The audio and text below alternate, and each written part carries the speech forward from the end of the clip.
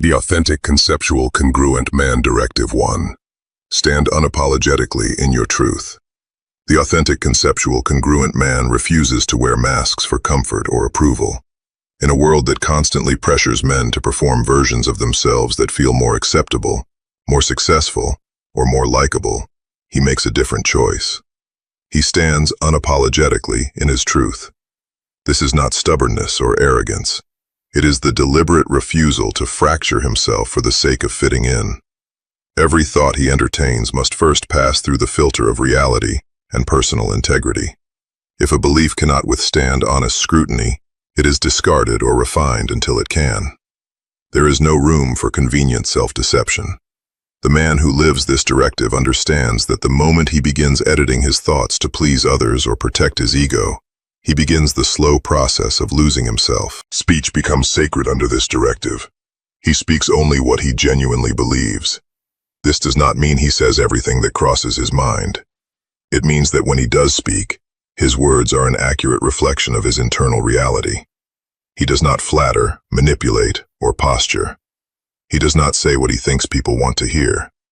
This level of verbal honesty requires courage, because it often costs social ease. Yet the authentic conceptual congruent man accepts this cost. He knows that every time he says something he does not truly believe, he creates a small fracture inside himself. Over time, these fractures accumulate into a divided self, a man who no longer knows where his real thoughts end and his performed ones begin. Action completes the trinity. He acts only in ways that mirror his deepest convictions. When his concepts, words, and deeds align perfectly, something powerful happens. He becomes unbreakable, not because nothing can touch him, but because nothing external can divide what is already whole within.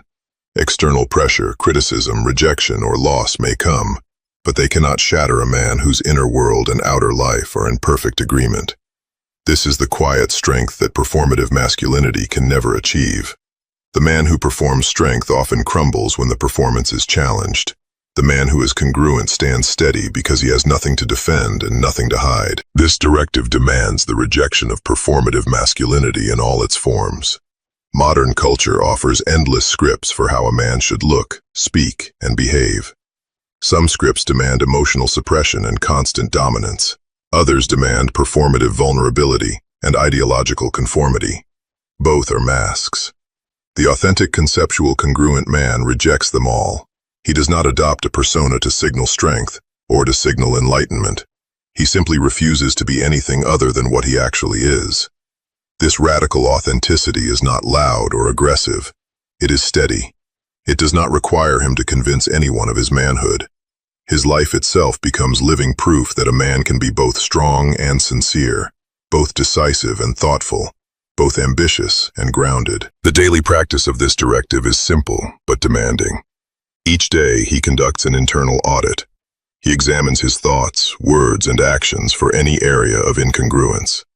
Where he finds a gap, where he thought one thing but said another, or said one thing but did another, he corrects it immediately. He does not wait for a convenient moment or a better time. He realigns now. This habit of immediate correction prevents small fractures from becoming permanent divisions. Over time, the practice becomes instinctive. The man who consistently audits and realigns develops an internal compass that grows sharper with use.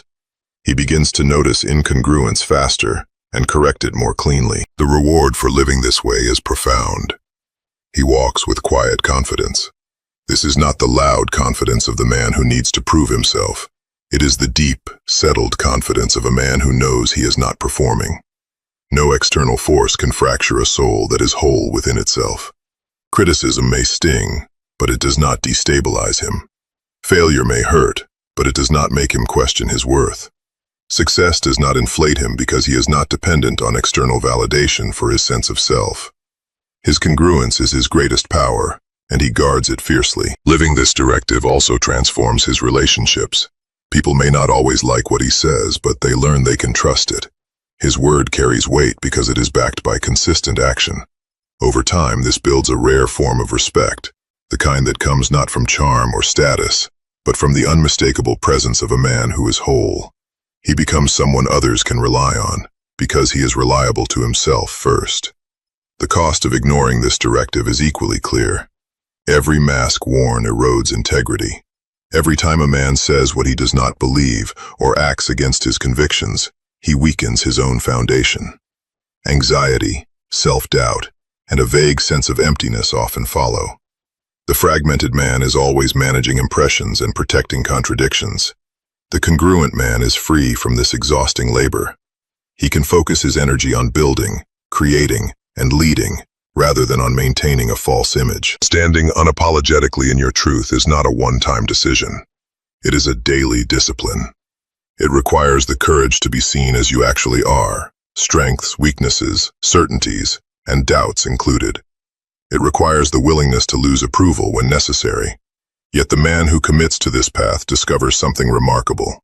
The approval he loses is rarely worth keeping, and the self he gains is worth everything. Today, begin the audit.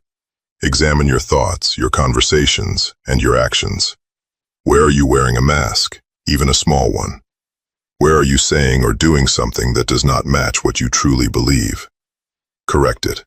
Realign. Do it again tomorrow. Over time, this practice forges a man who no longer needs to perform. He simply is. And in a world full of masks, that kind of wholeness becomes its own quiet revolution.